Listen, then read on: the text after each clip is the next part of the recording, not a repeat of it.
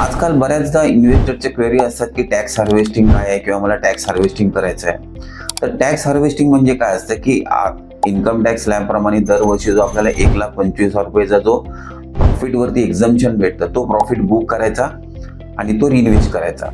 पण तो कोणासाठी ॲडवायजेबल आहे? जर तुमची फायनान्शियल गोल जर येणाऱ्या 2-3 वर्षामध्ये असतील तर तुम्ही टॅक्स हार्वेस्टिंग करू शकता. बट तुमचे फायनान्शियल गोल्स जर लॉंग टर्मचे असतील 15 वर्षाचे 20 वर्षाचे तर त्याच्यासाठी तुम्हाला टॅक्स हार्वेस्टिंग हे ॲडवायजेबल नाही आहे. तर त्याचं मी तुम्हाला एक लॉजिकल आन्सर देतो.